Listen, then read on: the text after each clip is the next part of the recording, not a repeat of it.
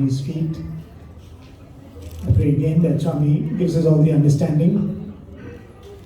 It is Swami who speaks, and it is Swami who listens to each one of us. Salam everyone, thank you for that wonderful game. Initially I was told that there's a session after lunch and keeping the people awake is my work. So I think that is taken care of. We've all been woken up and all cheered up.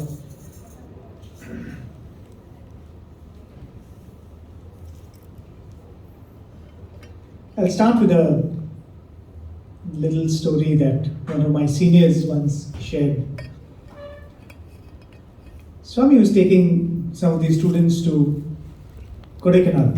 I'm sure most of you are familiar with that summer retreat that Swami would do with students, which would range from a couple of weeks to even a month sometimes. And they would have a lot of fun with Swami. And one thing with Swami when you travel, much like what you all are doing to me, Swami would ensure that there is a fair bit of sightseeing. Right?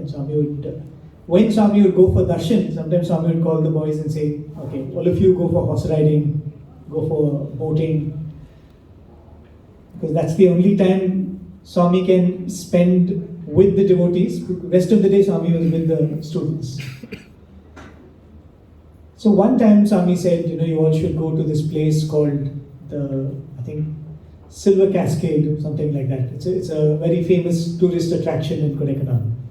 So Swami said, I'll put you all in a bus, you can go see the place and come. And invariably when Swami says that, the students will say, Swami, you should come along, you should come with us. So Swami consented and Swami said, okay, I'll come with you. So Swami's car was going and the boys were following in a bus. In a secluded spot, Swami stopped the car and got into the bus. You could just imagine that scene. Swami was sitting on one of the seats and there were students all around Swami. Literally 2 boys on Swami, putting their head on Swami's lap, one seeing from this side, one seeing from this side. Everybody, and Swami is talking something, a beautiful scene of everyone around Swami, literally crowding around Swami. And what was Swami doing? He was playing the role of a tour guide. Right? Because he's been to Kodaikanal many times when many of these students were coming for the first time. So Swami was saying, it's a very beautiful place. There is this point where you can see the rest of the valley, and all of that Swami is saying. And at one point when the bus was turning, you could see that waterfall from that part of the road, what's called the Silver Cascade. And all of a sudden Swami said, hey, look there, that's the waterfall. And a sudden change in the whole setup in the bus. Everyone is now peering out of the window.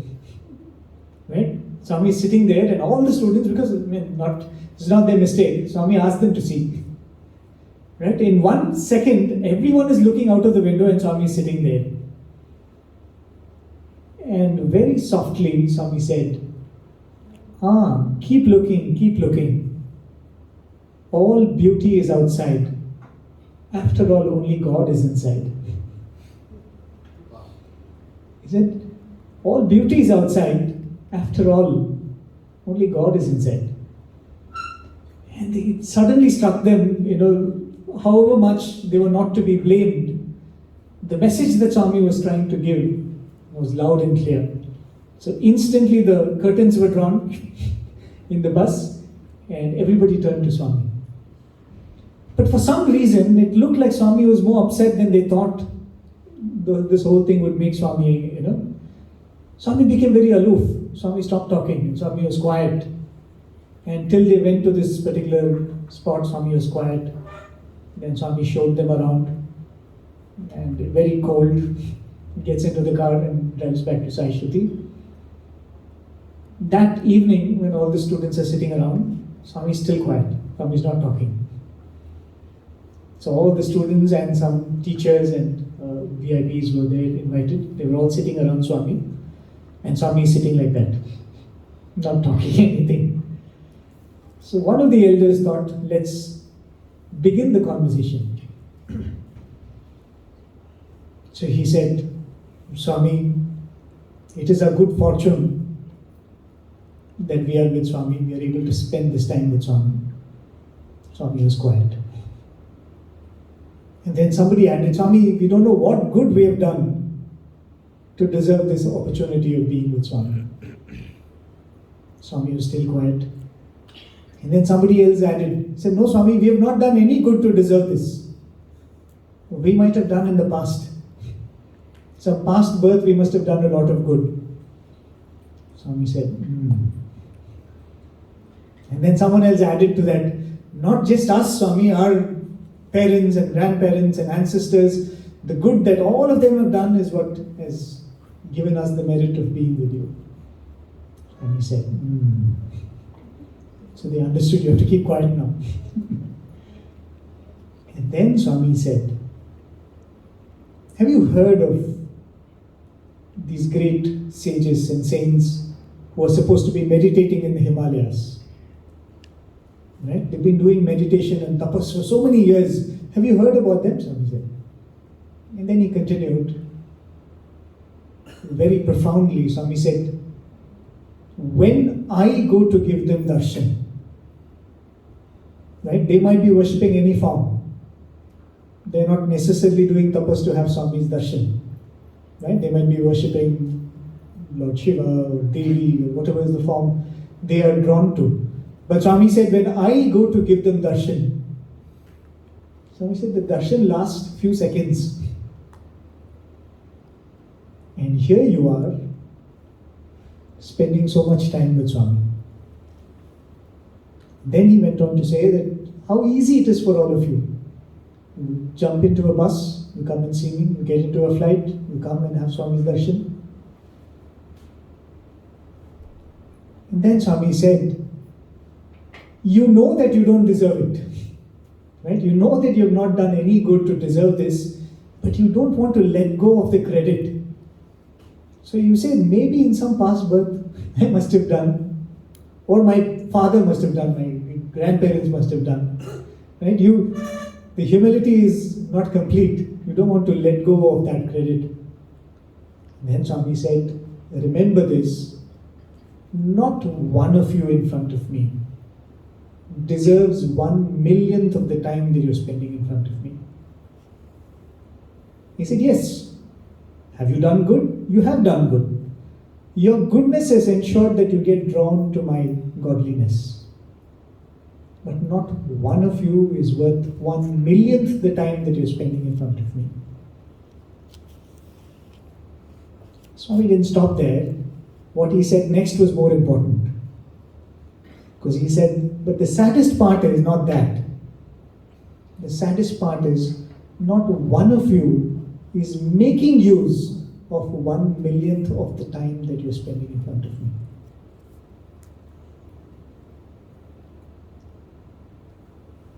The first time I heard this, a chill ran down my spine. Because I heard it when Swami was physically there. So it started filling me with the idea that every time I'm sitting in front of Swami, that much I'm letting go. Right? If I'm making use of only 1/1,000,000th of the time I'm spending in front of Swami, how much we are letting go. It's like you're trying to hold fine sand in your palms, and it's just, the harder you hold, the more it falls away. Right?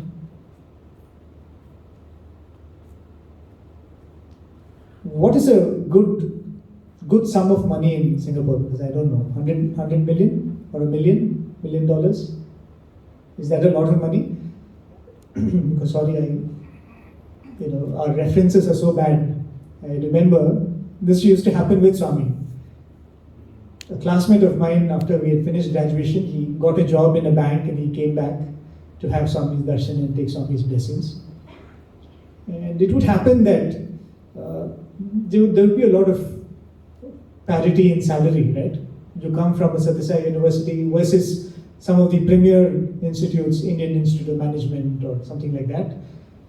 So some of our boys would feel bad that we don't get the salary as much as the boys coming from these institutes, even though the output of the work is similar, as competent as anybody else. So So this fellow also must have been cribbing. He said, oh, you don't get enough salary. So that day he came and sat for bhajans. And Swami calls him and Swami asks, hey, Swami would have interesting names for each one. Swami would say, Darjeeling boy, a Shimla boy, something like that. Or sometimes even more interesting names. Swami used to call one of my lecturers 3 mangoes. Right? And Swami used to repeatedly say that, 3 mangoes, 3 mangoes. He never got it why Swami is calling him that. And one day Swami asked him, you know why I call you 3 mangoes? He said, no, Swami. So this lecturer is a very short gentleman, right? So Swami told him, if you put 3 mangoes one top of the other, that is how tall you are. Right? So Swami would have interesting names like this, and those names would, endure. People would remember that even after much later. So I think Swami called him by some name like that, and it's always a joy, which means Swami has recognized you. Right? And hundreds of students, Swami has recognized you. It might be even a name that you wouldn't be otherwise proud of. So Swami called this boy, hey, Shimla boy, or something like that, I don't remember now. And Swami asked him, where are you? Have you got a job? And then Swami asked him, how much salary are you getting? So I think at that time, this was like 2004-05.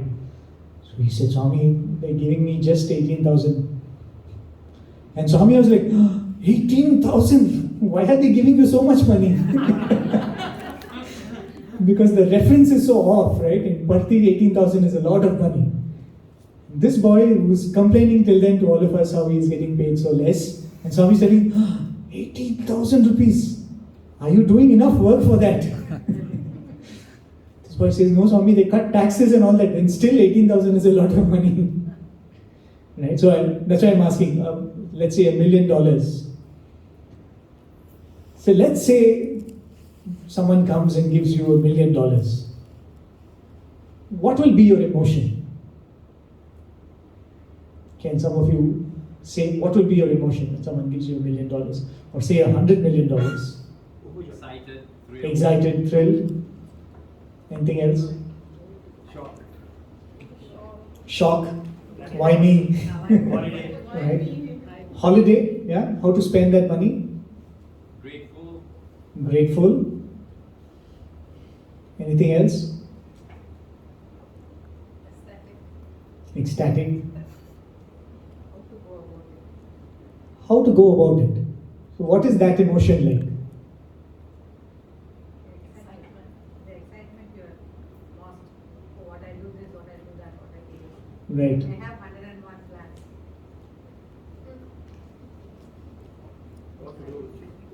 So will it not also give this feeling, as you said, what to do with it?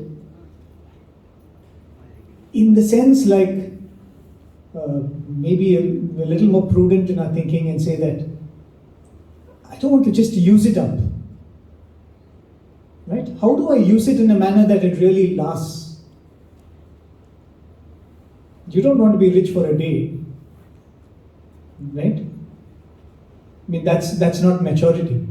If somebody gives you a lot of money, you want to say that, how do I use it in a manner that I can actually sustain this and be a little wealthy for a longer time. So if you get a lot of money like that, I would also throw in the emotion of, you make me a little restless. What am I going to do with this? I came across this, what is a very interesting study that was done, I think in Stanford. A lot of these people who won bounties in jackpots, in lotteries, so they wanted to follow the life of these people and see how did they go about using the money. Right? So when they traced a lot of them, right from, they have these huge lotteries in UK, lot of money and Super Bowl and all these stuff.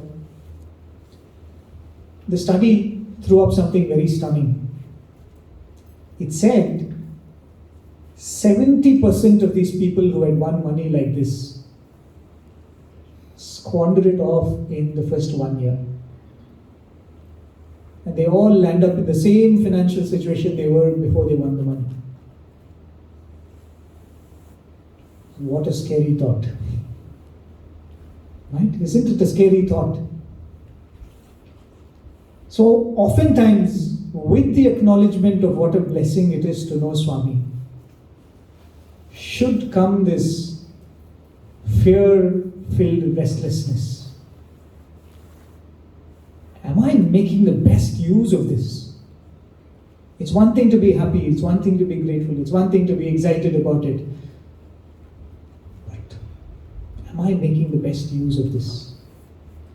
Or is it like, as I said, the sand that is slipping away from my palm? Should I not use it in such a way that I never return back to the situation I came when I won this grace? Because everything is about sustainability, right? If someone tells you you have $1 billion in your bank account, but you can't use it, what's the point? Will I still feel rich? Will I be happy feeling rich about it? So this question of what am I supposed to really do?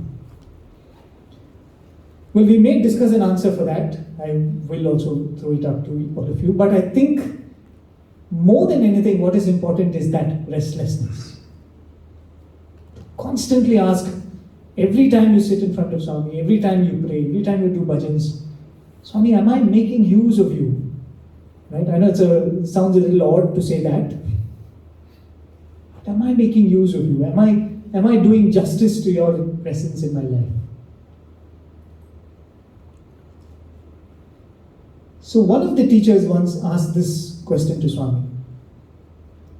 When Swami said, anybody has any questions? And it came up to this lecturer. And he said, Swami, I have a question I want to ask you. And Swami said, yes, tell me.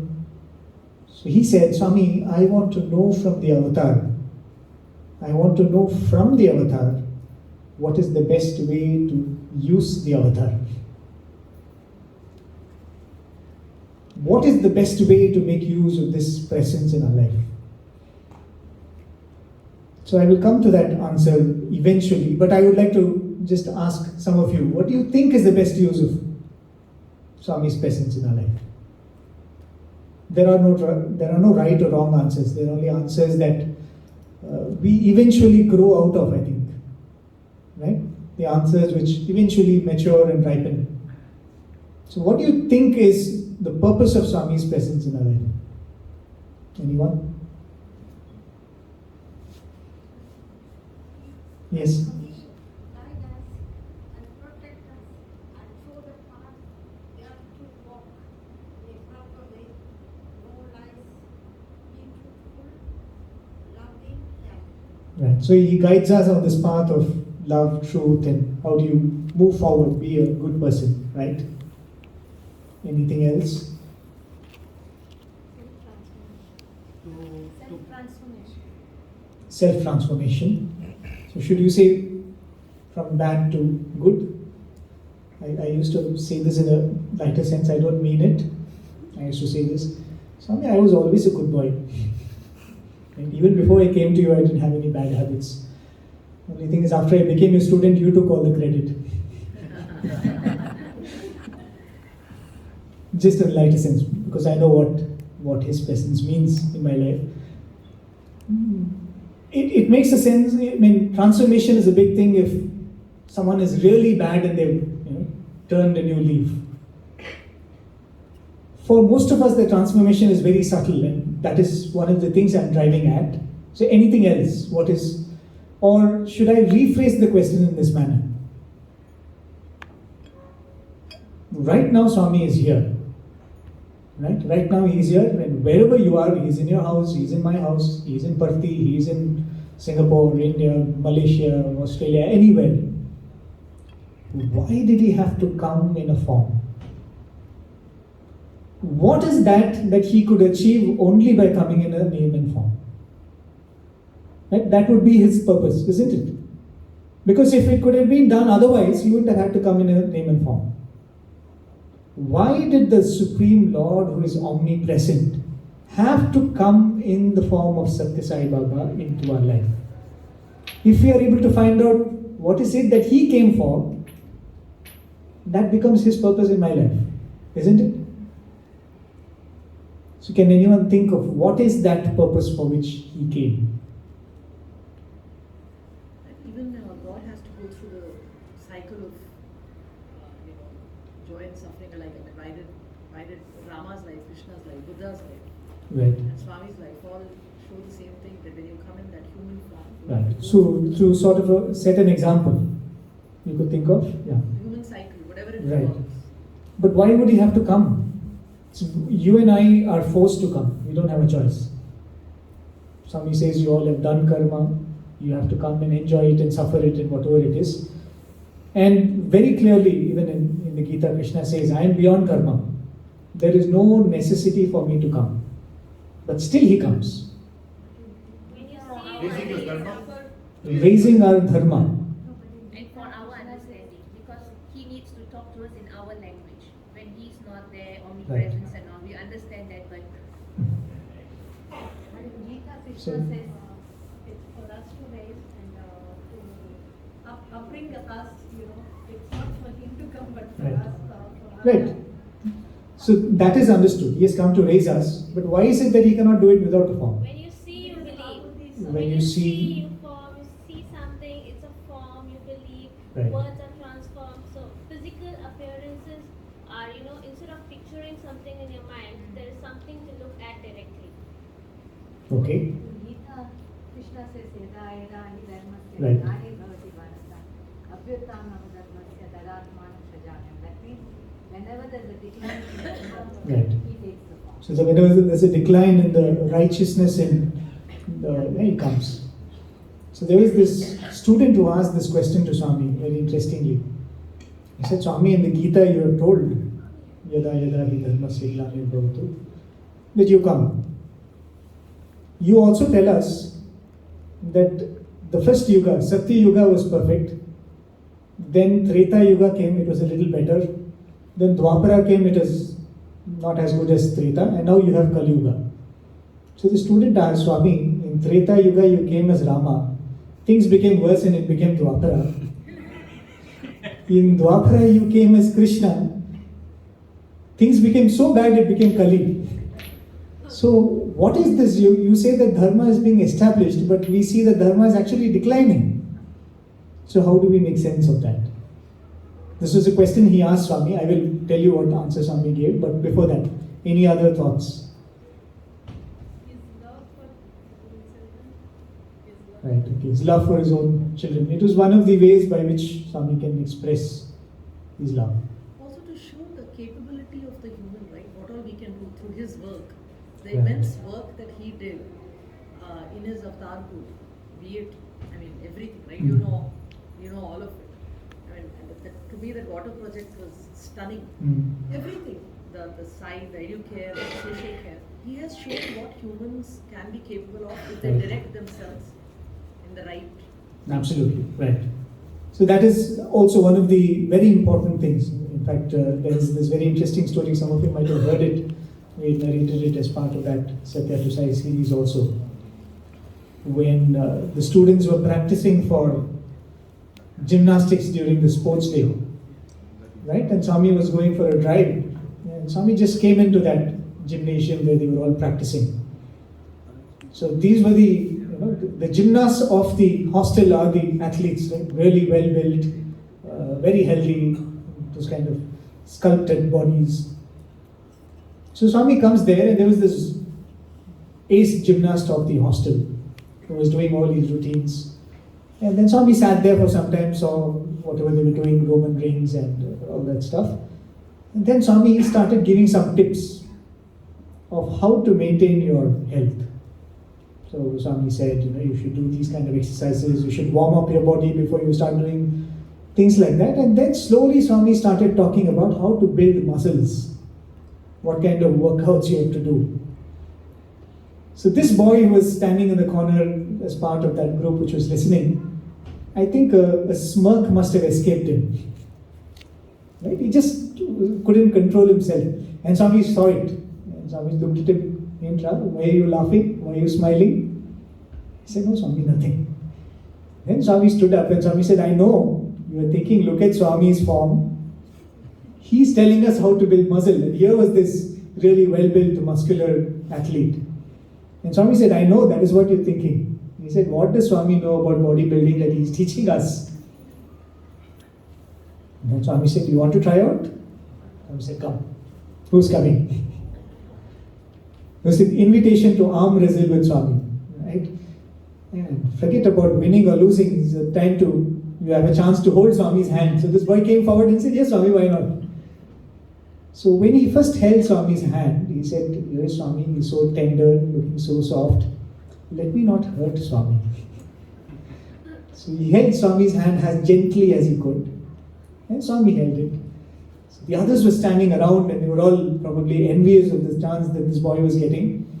And as they were seeing, the smile on the face of this boy slowly vanished. He started looking a little tensed. And then they saw that he started sweating. And then when they looked at the hand, he was gripping Swami's hand hard and the hand was shaking. And everybody was then realized that he's actually trying to arm wrestle with Swami and he's not able to move Swami's arm one bit. And then they're seeing that all his veins are bulging and he's struggling with all his might. And Swami is smiling and just holding him down like that. Not a shade of stress on Swami's face. And then Swami looked around at the other boys and Swami said, you want to join in? You want to help your friend? The next 3 or 4 boys pounced into the scene and all 4 of them trying to put down Swami's hand and Swami's holding them. And then in a single shot, Swami put all of them down. Right? Till then you're thinking, oh, Swami is so soft, Swami we should not hurt.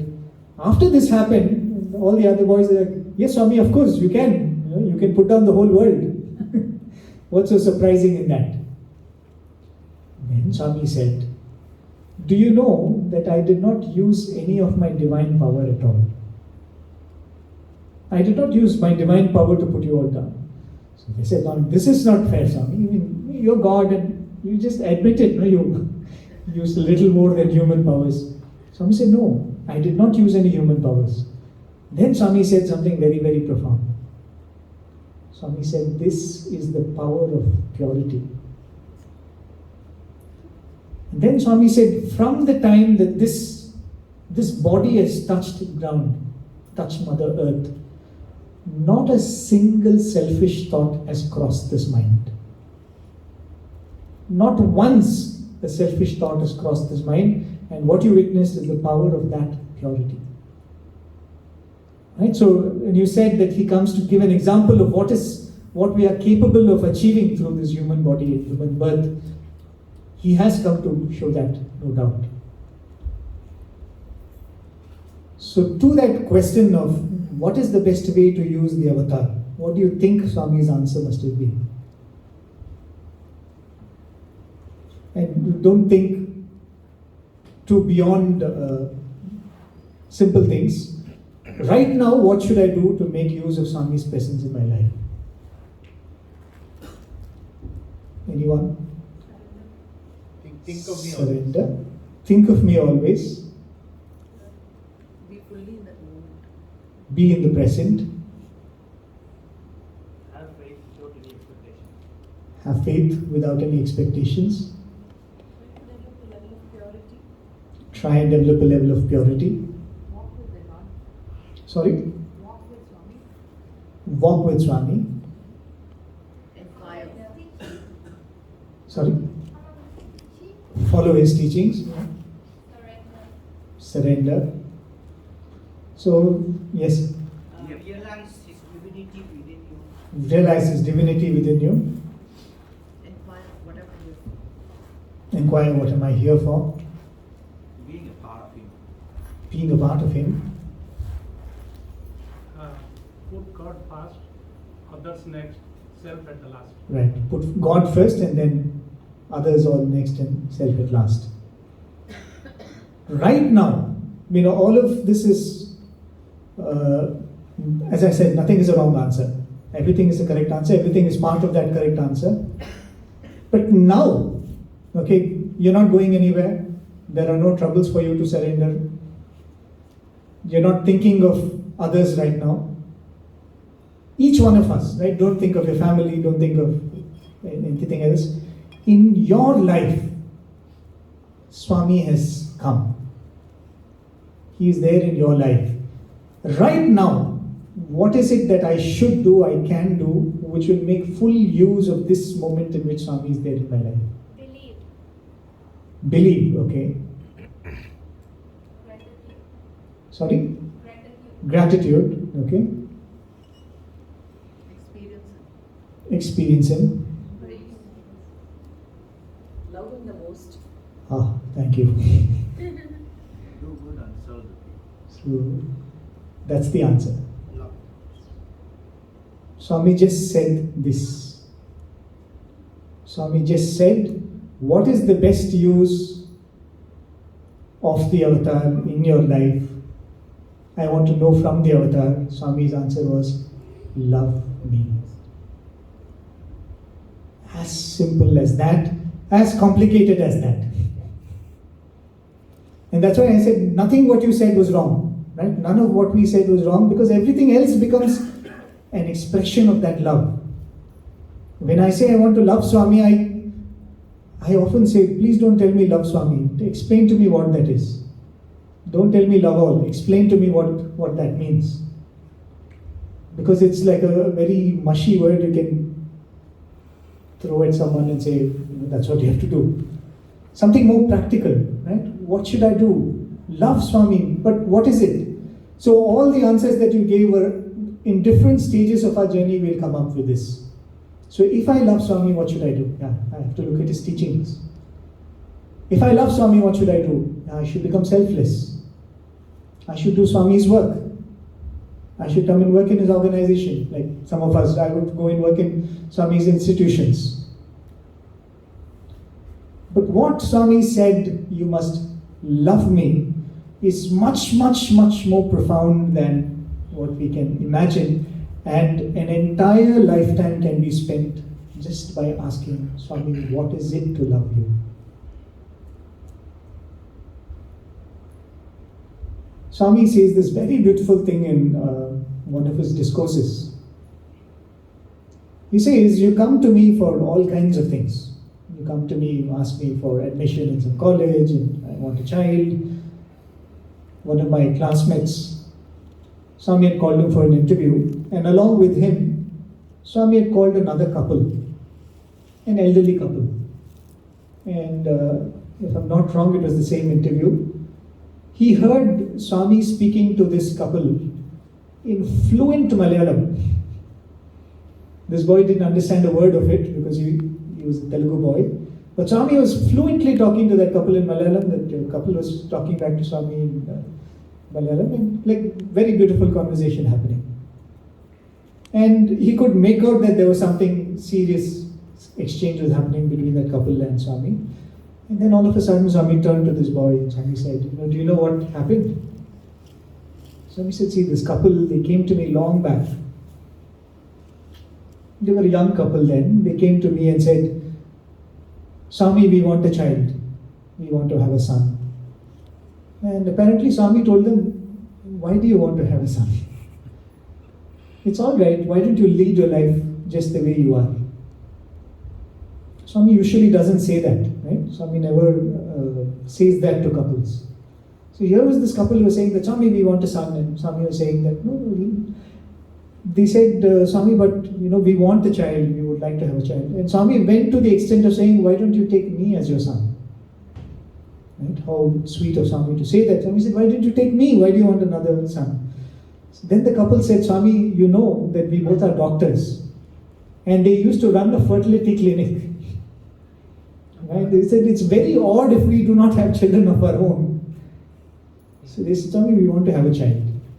Swami said, okay. So I blessed them. They got a child. Then Swami said, a few years later, they came back and they said, Swami, we want admission in school. Swami said, okay, I gave them the child an admission. Few years went by, they again came back to me and they said, Swami, we want job for the son. I blessed him, he got a job. Then they came back and said, Swami, we want marriage for the son. So Swami blessed that also. And then Swami was saying, now they have come back because the son has got married and he settled in some other country. He left the mother and father alone in India. Swami said the whole circle has been completed now. They came crying for a son, now they are coming crying because of the son. So when we come to Swami, we ask for all of these things, and Swami said in that discourse, much of what you ask me can be gained by your own effort. Just like as I said, I'm not going to pray to Swami if I want to drink a glass of water. Similarly, if you want more money, you can work hard and earn the money. You want a better position in life, there is a way to get it. If you want to achieve anything in life, you want to learn music, you want to build your talent, there is a way by which you can do it yourself. Swami said, why do you come to me for something that you can do by yourself? Isn't it a waste of coming to me for that? He said, ask from me something that only I can give. Can we all think of something like that? Ask of me only what I can give. And then Swami says, the only thing that you cannot get anywhere is love for Swami. So if you really want to ask of me something and make use of, Swami would say, the Kalpavriksha, I can give you anything you want. Ask of me what is worthy of being asked from the Lord Himself. That is, Swami, give me love for you. Right? Because that I know is the only way in which I can make best use of you. But is there a practical way of developing this love for Swami?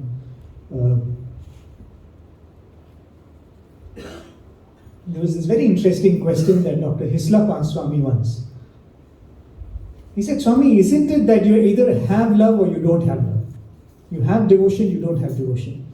Is there any way you can build that? I really don't think so, Swami. And then Dr. Hislop, Swami asked him, Hislop, do you think that you have love for Swami? He paused for a couple of seconds and he said, Swami, I believe so. Because I believe that something happens in me when I think of you, and I believe that that is love. Swami said, good, yes, you have love for Swami. Where did that love come from? Swami asked him. He said, Swami, I don't know, because it just came, there was a spring of devotion for you. I don't think I've done anything in a structured manner to get this love. Swami said, that is true. But that spontaneous burst of love came into your heart because at some point you have done sadhana. So if we suddenly feel that we have love for Swami, we have devotion for Swami, this is not to tell ourselves that, oh, I am a great sadhaka, I have done something. This is to tell ourselves that even now, sadhana is important. The sadhana that we do now, be it in the form of bhajans, namasmarana, meditation, all of that leads to that love. Though we may or may not recognize how it happens. The other answer that Swami gave Dr. Hislop was a very beautiful one. He said, Dr. Hislop used to carry this tape recorder with him all the time. Because he used to record these questions and answers, and that's how he compiled it in the form of a book. Conversations with Bhagwan Sri Sathya Sai Baba. So Swami looked at the tape recorder and Swami said, you see that tape recorder? For many, many months, it was lying on the shelf of a shop. And then Swami said, there are many times you walked past that way. You never felt anything about that object. Though you saw it every day, it was there, you were going past it, you had proximity to it. One fine day you went into that shop, you paid some money and you procured that. And Swami said, see now how careful you are about it. Swami calls everyone for interview. The first thing you look is, where is my tape recorder? You look for it. And then you're all the time careful about it. Oh, somebody should not step on it. I should take care of it. It should be clean. It should be like this. It should be like that. Swami said, where did that emotion come from towards this object? Swami said, because you feel it is my tape recorder. It is mine. The feeling that this is mine is leading you to take care of it, to do things for it. Somebody is going to step on it, you'll put your hand. You don't mind somebody stepping on your hand, but you don't want someone to step on it. And what Swami was telling was very, very profound truth. In Sanskrit, there is a word for love. It's there in Hindi and other languages too. It's called mamta. Right? Mamata means love. The root of that word is mamatvam. Right? Mamatvam becomes mamata or love or affection. The idea of mineness becomes love. So this idea, Swami said, you come to Swami and tell him, this is my Swami. Right? That sense of belonging, that this is my Swami. This is not some God. Right? He's not some divinity who is there to bless you. No, look at him and say, my Swami. And the more and more you build this emotion, he's mine. Swami said, you will feel love.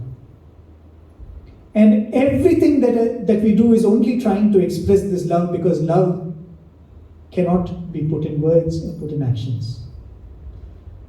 Everything that we do thereafter is only madness, right? Be it being a part of the organization, doing this, doing that.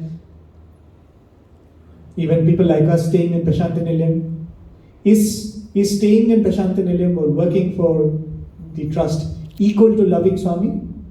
No. Which means that will make me loving Swami and all of you not loving Swami. It's not so. But I am just looking for means to express that love. And among the options that were available to me, this was one that was appealing to me. And in everyday life, what we have to do is just this. How do I express this love for Swami? How do I express this love for Swami?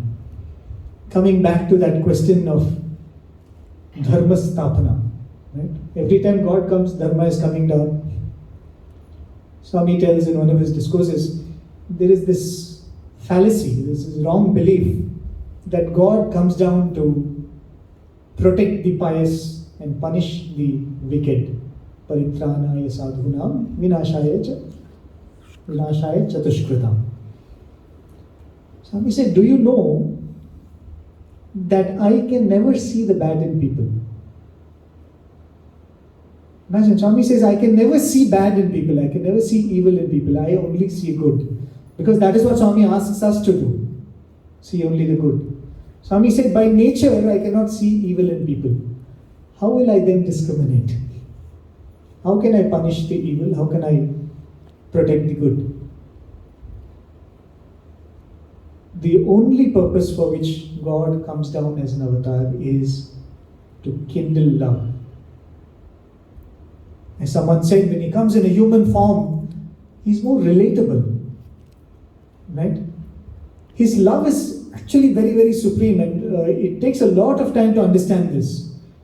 Observing him for so long, when he comes and speaks very sweetly and softly to you, it is his love. The day when he does not look at your face, it is his love. The day when you make a prayer and you want him to come and answer, instantly Swami will come and protect you. Instantly Swami will come there. That is his love. There are sometimes we are praying for years and years and years together and Swami just doesn't respond. That is his love. But we, as I said, have a concept of what is love. So he fits into that concept. He fits into that concept, and one day he will look at you and say, eppudu vachavu? When did you come? And we would see Swami's face light up. I've seen that. Like someone has just flashed a light on Swami when he would see some devotees. So nice to see you. He would just come, and because we wanted to feel love in that way. But in this process, slowly he's taking us to the point where we see that everything is his love. The relief that he gives for our pain is love. The pain itself is love. And when we start understanding this, see, because everything else that we seek from him is within this bracket from life to death. Whatever you ask, right? Be it health, be it wealth, be it promotion, everything is between birth to death. But what Swami has come to give cannot be defined by this timeline. He has come to give us something that is going to last much, much, much more longer. And as Swami says, I give you what you want, so that someday we will say, Swami, but what have you come to give? I want all these things, but you came down, you took the initiative to come down. What is it that you wanted to give? There was this story which one of my seniors, again, who's still working in the ashram, he was telling. Swami was talking to a group of students who were, I think, undergraduate students and postgraduate students. And Swami suddenly told them, do you know Tyagaraja, Saint Tyagaraja? He's a great devotee of Rama. All of us know that. He had a very fond desire. He wanted to have the darshan of the Navagrahas, right? The 9 planets which are supposed to be governing our life. Swami said that Tyagaraja wanted to have the darshan of the Navagrahas because he had read somewhere, Tyagaraja had read somewhere, that if you are able to earn the grace of Navagrahas, their effect on your mind will be reduced. And then he can express devotion and love to Rama. So he wanted to have the darshan of Navagrahas so that he can win their grace and be able to love God. And Swami told this whole thing. And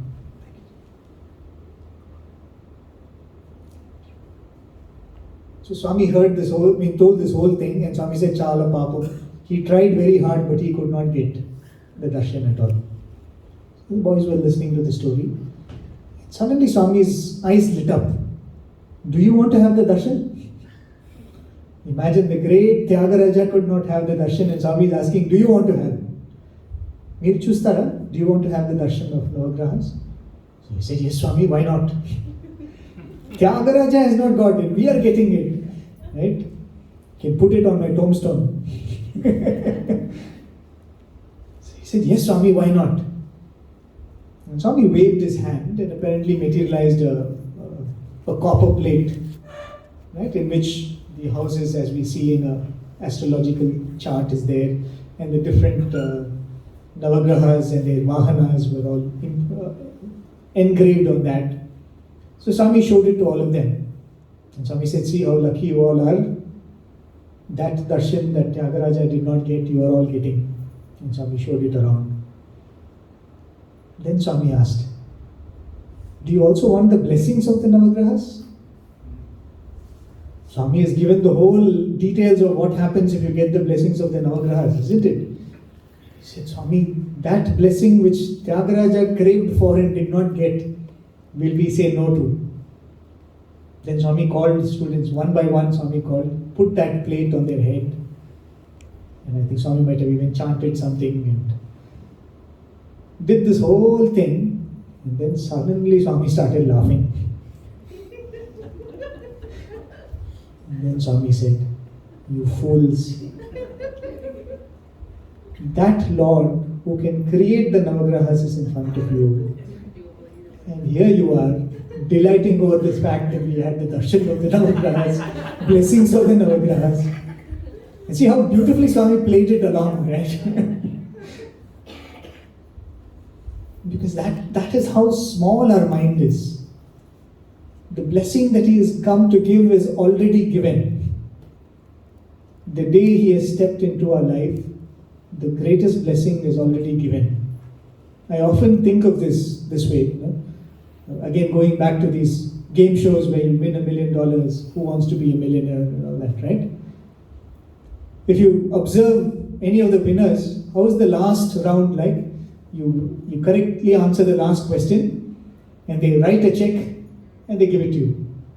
The moment the person receives the check, he starts jumping. Why? Because he's become a millionaire.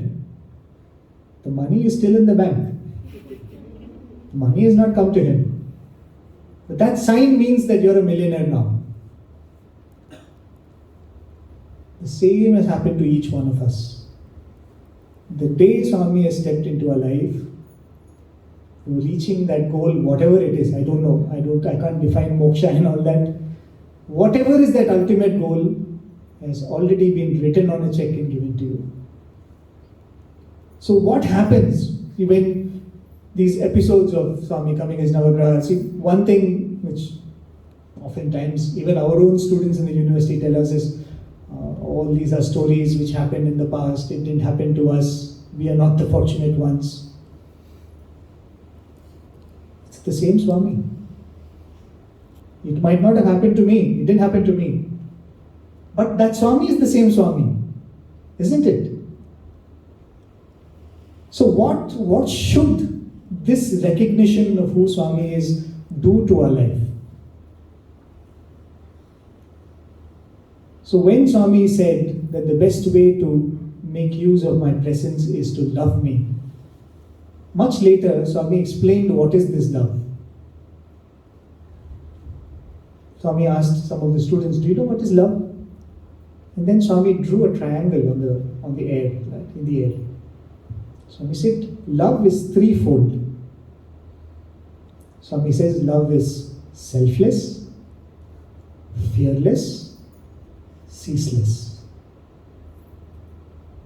So do we all have love for Swami? We have spurts of love. Love for Swami should make us fearless. Right? What can this world throw at us that I and my Swami cannot deal with? That fearlessness is what defines our recognition of Swami in our life, isn't it? What can happen to this life? Swami is there. Nothing can touch me. Right? Because it is not just that I love Swami, because my Swami loves me. He cannot allow anything that is going to harm me come into my life.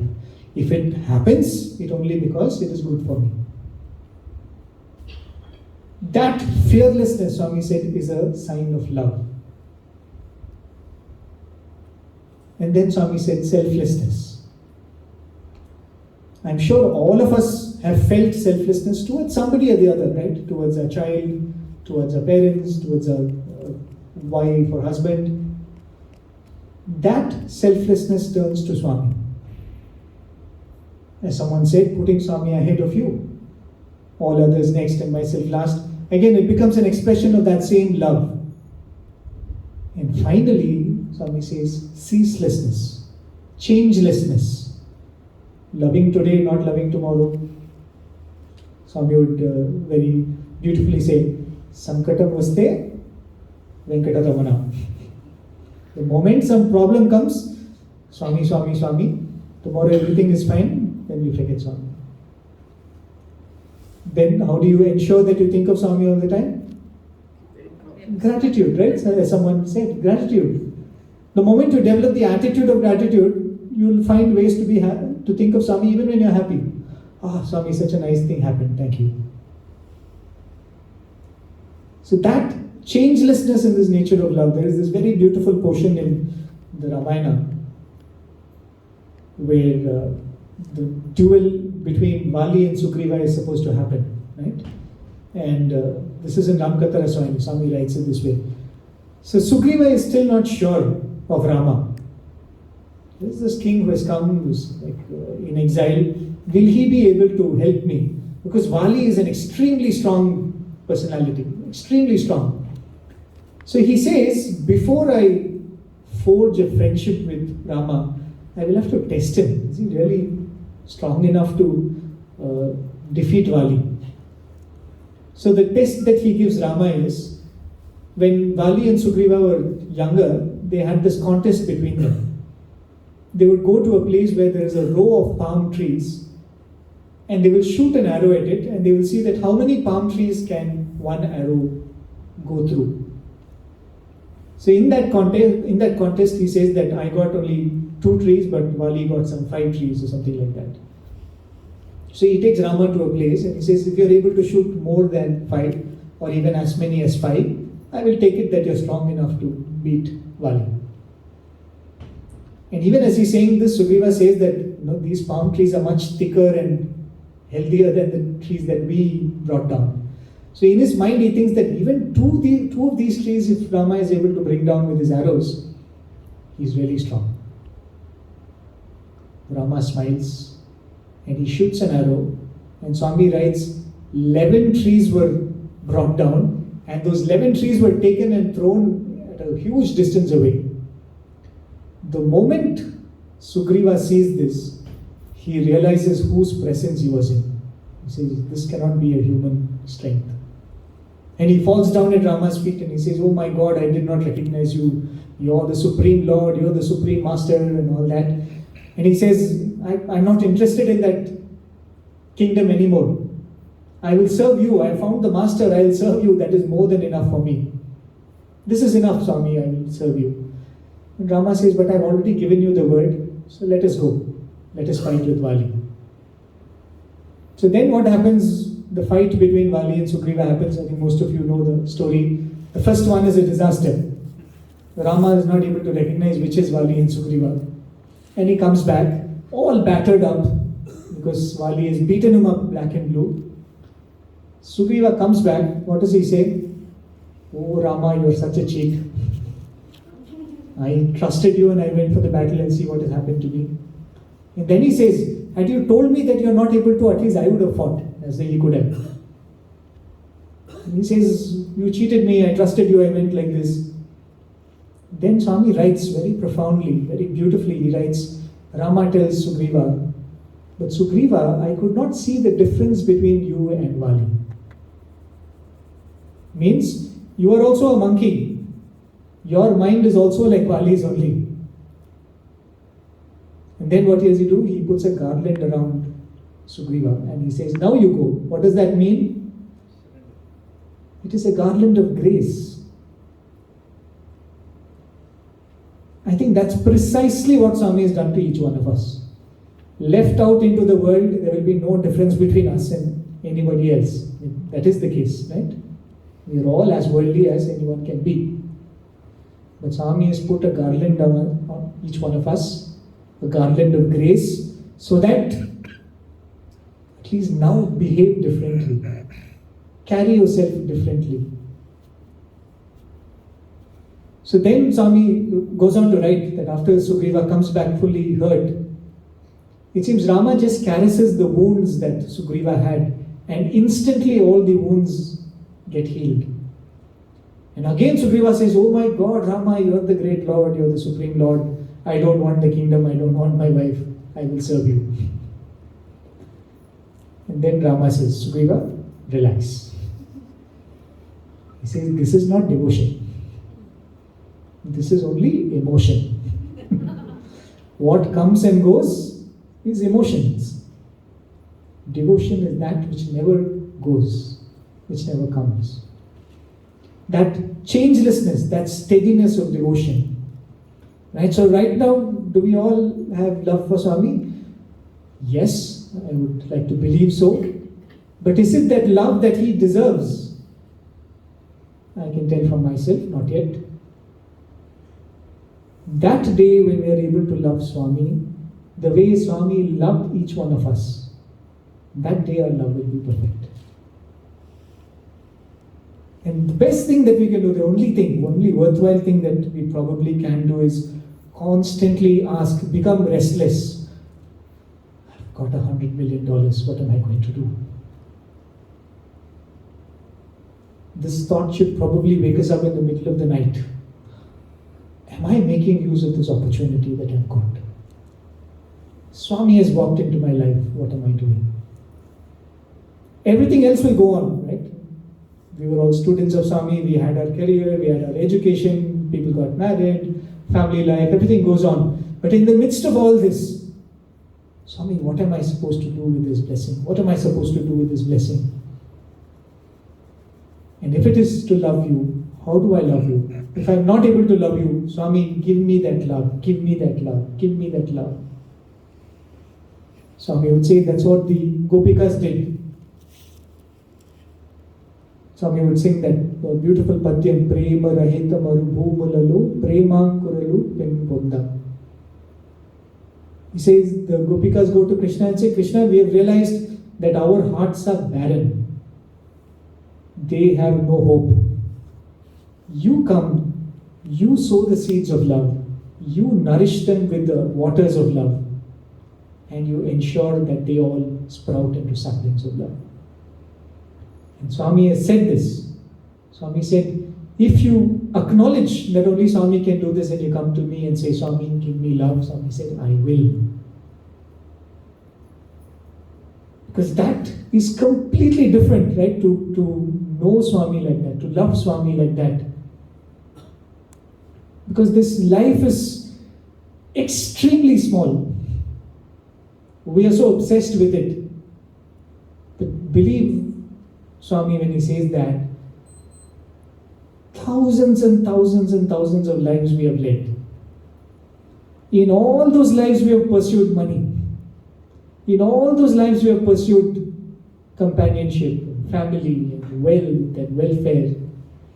In the midst of all of this, like a spark, Swami has come. If we continue to use Swami to fulfill our aspirations of the world, what a waste it would be. So the one thing that we all have to do is flip this. We should use the world to win Swami. And that's precisely what all of us are doing, isn't it? Whatever we take up, like I'm working in radio science, that is what I'm trying to do. I have to do something, so let me do it in a manner that it is going to take me closer to Swami. I'm a doctor, I'm a lawyer. You continue to do what you're doing, but do it in a manner that it will take you closer to Swami. You're a mother, you're a father. Continue to dispense that role in a manner that it will take you closer to Swami. And I think I did not complete that dharma sthapana. Right? So Swami said, I cannot see the difference between evil in a person and bad in a person. So I cannot distinguish and punish one and protect another. Swami said, the only dharma that the Lord comes down in a human form to foster is Prema Dharma. Every time the Lord comes in a human form, Swami said, it becomes more and more feasible for people to have love for Him. If there is anything that God can do only when He comes down in a form and not otherwise, is this, to strike this human relationship with each one of us, which can be eventually transformed into a divine relationship. Right? He has come down only for that Prema Dharma. And other things happen. The good get fostered, the wicked get punished. Right? When the sun is shining, so many things happen. But the sun doesn't shine for that. Swami said the only reason why an avatar comes down is to fulfill the aspirations of those devotees who have yearned for my presence. And for those who have not had that yearning, to kindle that yearning. Swami has literally done that to each one of us, as Sister was asking, what has Swami's disappearance done to you? It is like someone who has given you a taste of it. Now we cannot, as I like to say, the world has lost its taste for us. Now in everything we are looking for the same taste. Right? We are looking for that same taste of the Lord's presence. He has made us mad. And thankfully for that, isn't it? So in the midst of all of this, always ask yourself this, am I making best use of Swami's presence in my life? The answer that you get can be different. It's not the same as what it should be for the person sitting next to you. but become restless. We become restless for so many things. So many things, including, as Brother Deva was saying, a passport doesn't come, we are so worried. Oh, when will my passport come? When will the visa happen? Simple things makes us restless. This is the only thing which is worth being restless about, worried about. So I think that is probably the thought I wanted to leave all of you with. With to whom much is given, Swami would say, much is expected. Swami doesn't expect. Swami has no expectations from us. Swami had told students once, I have no expectations from you fellows. Because Swami would say, when there is appointment, there will be disappointment. I have no appointments, I have no disappointments. So Swami doesn't expect, but that's something we should expect out of ourselves. And having known Swami, our life cannot be the same again. Having found Swami, and when I say life, it is not just this life. Lifetimes to come should be different. Right? So with these thoughts, I'll conclude this one. In case any of you have any questions, you can. If there is time, brother. Yes.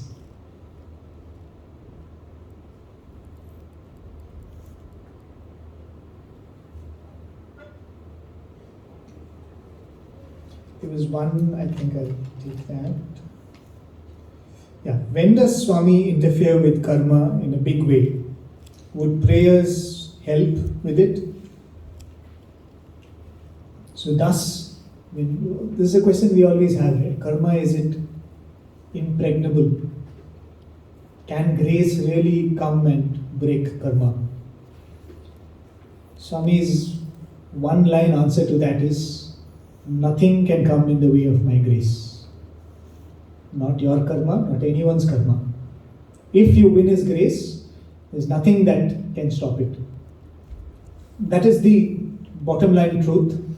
But when He chooses to let karma play out, when He chooses to intervene, I don't think any of us have the wisdom to know that. So the best thing to do is, we always have a desire for a certain outcome, right? If I am unwell, my desire is I should become well. If I write an exam, my desire is I should clear the exam. So we always have a desire for outcome until we reach the final state when we become absolutely desireless. As Swami said, one of the qualities of love is selfless and desirelessness. Till we reach that state, we will be having desires. So the only right thing to do is, Swami, this is what I want, but you know best. That is the only sensible thing we can do. And Swami will change things in ways we cannot change, because we always have to keep that in the mind. There is nothing. Swami will not do something because he is not able to. That we can be absolutely sure of.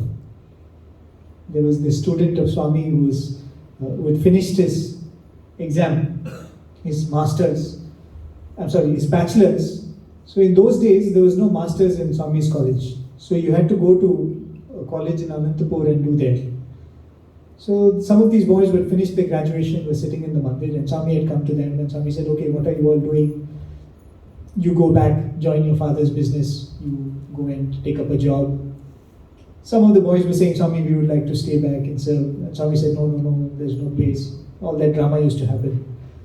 So Swami comes to this boy, and this boy says, Swami, I would like to continue my studies.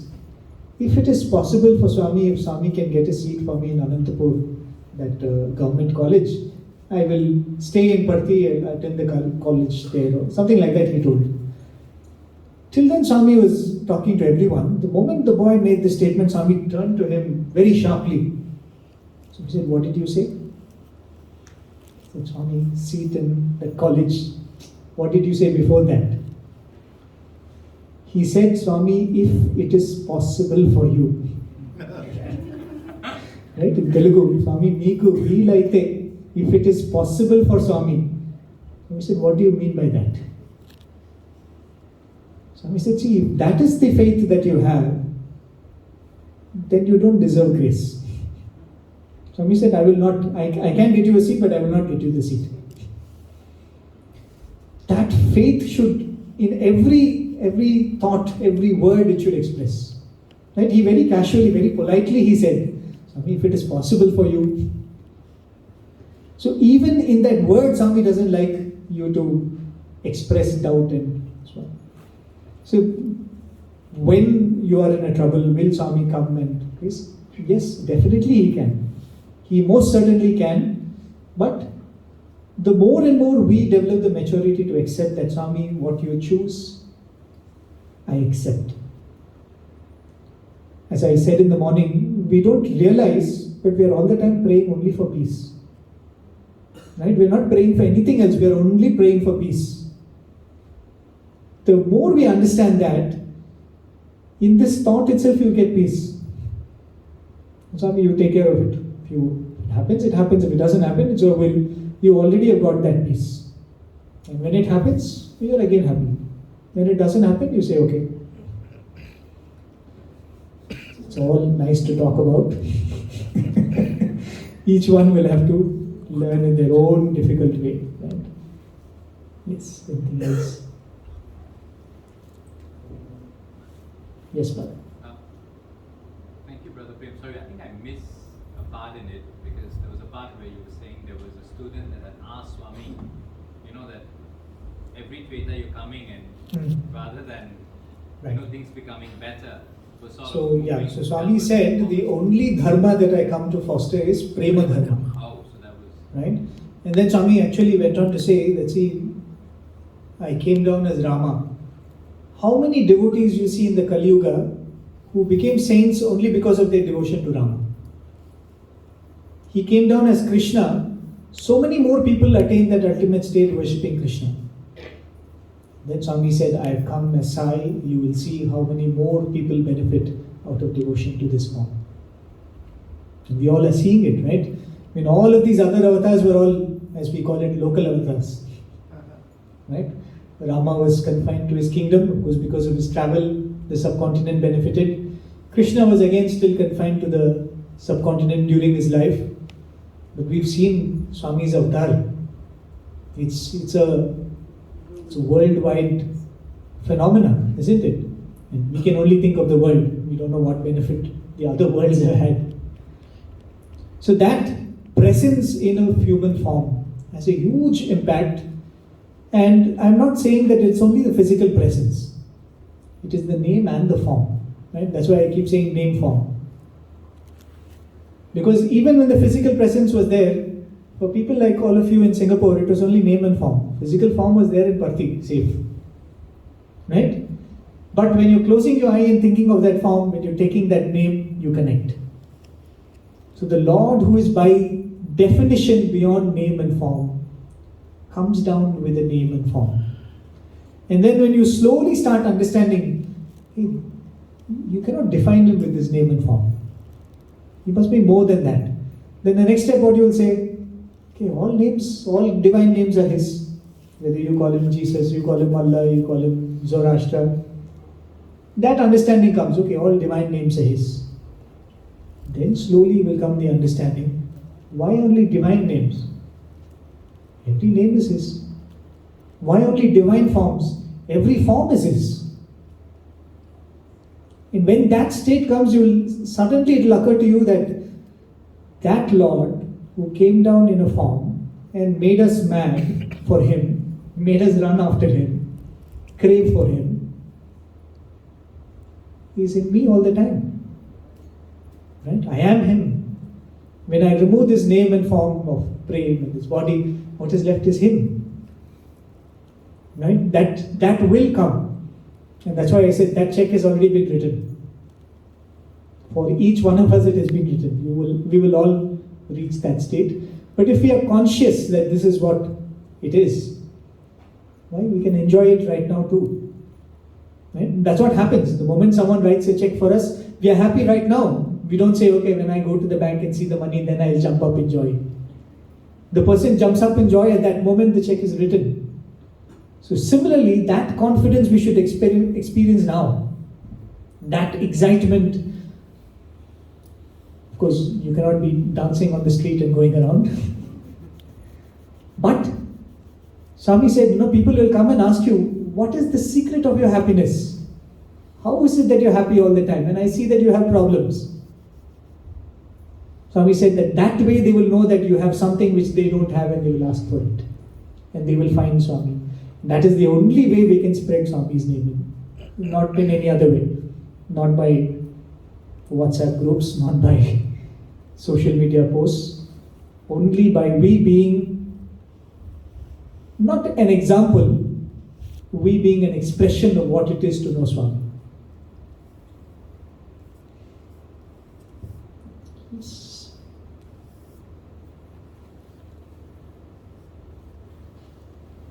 So shall we conclude then? I offer thank you for this opportunity again.